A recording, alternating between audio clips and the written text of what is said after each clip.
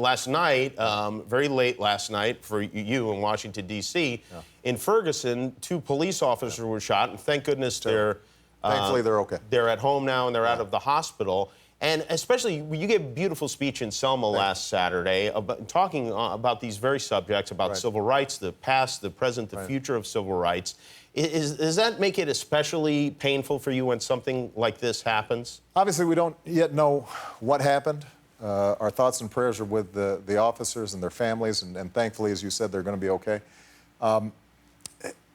What was beautiful about Selma was reminding ourselves that real social change in this country so often has happened because ordinary people are willing in a nonviolent fashion to make their voices heard. And I think that what had been happening in Ferguson was oppressive and objectionable and was worthy of protest. But there was no excuse for criminal acts. And whoever fired those shots shouldn't detract from the issue. They're criminals. They need to be arrested. And then what we need to do is to make sure that like-minded, good-spirited people on both sides, law enforcement who have a terrifically tough job, and people who understandably don't want to be stopped and harassed just because of their race, that we're able to work together to try to come up with some good answers. And I think I put together a task force after the original Ferguson event had taken place that had police officers, police chiefs, and some of the organizers of protests both in Ferguson and in New York, young people.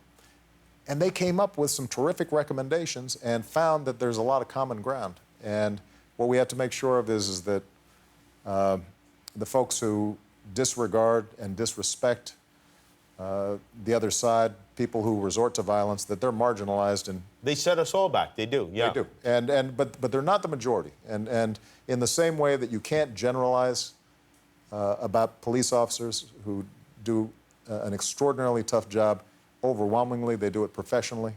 You can't generalize about protesters who, it turns out, had some very legitimate grievances. The Justice Department report showed that they were being stopped.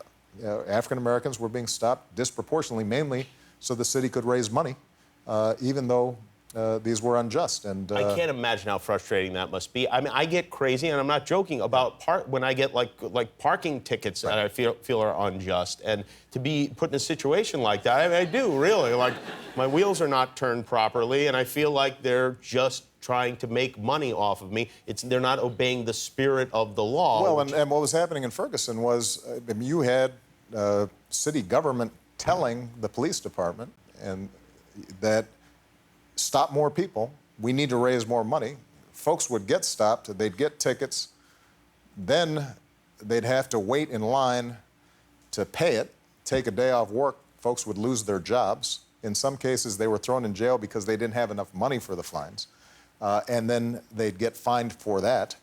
So there was a whole structure there, according to the Justice Department report, that indicated both racism and just a disregard for what law enforcement's supposed to do.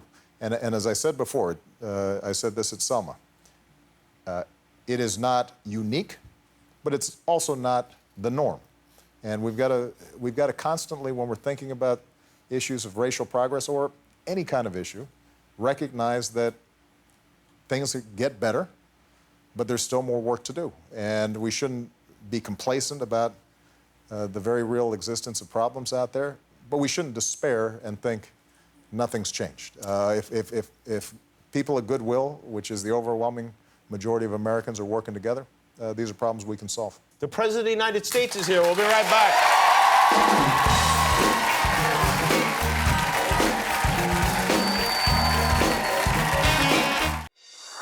Hi, I'm Jimmy Kimmel. Are you sad that the video is over? Well, subscribe to our YouTube channel, and you will never be sad again, ever.